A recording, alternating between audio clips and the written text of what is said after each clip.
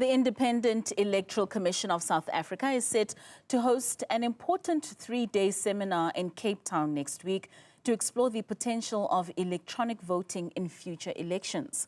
The seminar is part of an ongoing initiative to involve South Africans in shaping the future of voting as technology becomes a more integral part of democratic processes.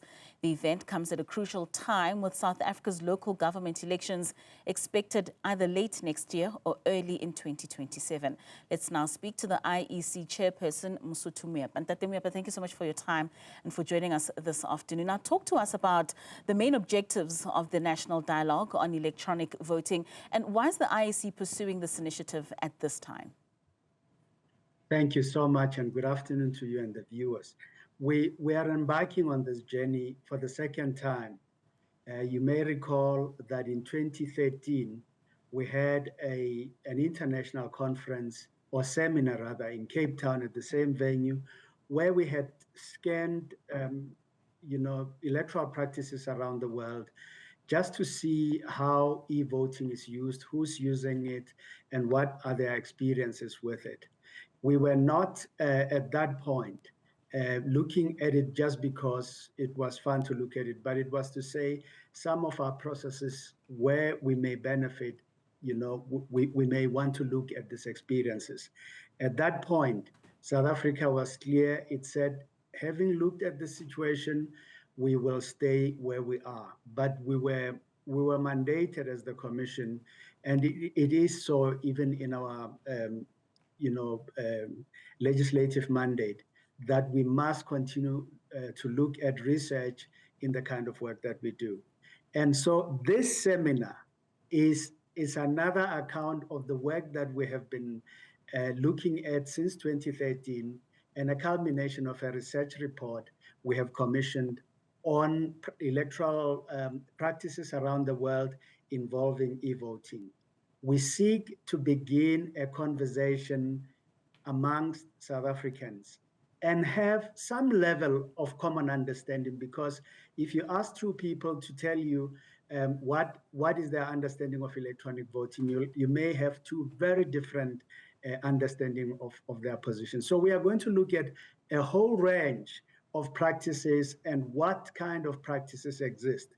And then begin to have a conversations with South Africans. And we expect that it might be a discussion that culminates in the country looking at one or other direction and giving us a clear appreciation of the work they believe would be suited to South Africa. So, of course, no decision has been made yet with regards to then implementing an e-voting system. You speak of the discussions that happened in 2013 and, of course, the research reports that you've culminated over time. Maybe can you just highlight some of the weaknesses and the strengths within the current voting system and how you envision the electronic voting addressing some of these issues? Very important question you ask, really. In South Africa, we do quite a lot of things online at the moment. You will recall that in 2021, we implemented registration online. In the past, you needed to present yourself in person, but now you can go to the vote. I mean, you can be at home anytime of the day, at night, 24 hours around the clock, and register as a voter. You can maintain your registration details on the voter's roll just as a voter. In other words, saying I've moved from here to there and my details have changed. But what we do not have is any aspect relating to the voting process or the counting of votes that is online. This, for us, is an area we may need to look at. We need to look at it for a number of reasons. And one key reason may be the fact that we need speed, but we also need accuracy as we determine results. But that's not the only thing. When we do things online, that data becomes immediately available. It becomes immediately transparent to voters. And there are many benefits that accrue to voters because of that. It is not necessary that every one of those things must be met, or we need all of them, and therefore we should have electronic voting. What is important is that we should not have technology for the sake of technology, but we should have it because there are key deliverables it may provide to South Africans. And this is where we need to have the discussion started, and we look forward to that discussion. And that's a very pertinent discussion, because I recall we were all at the National Voting Results Center last year when the elections were taking place, and there were some political parties who were holding media briefings with regards to the possibility of some of these votes being rigged. Would these conversations assist in building that public trust? Well, it's a yes and no answer. In fact, there are dangers that one has to take into account when one looks at implementing electronic voting. And depending on the kind of electronic voting you're looking at, it may well be that you're more exposed than others. For example, there are two major technologies. Those are poll side voting, they call them. In other words, those technologies you use at the voting station. Voters still need to go to the voting station and vote electronically at the voting station, as opposed to the other set of technologies where you may be sitting at home and voting from home.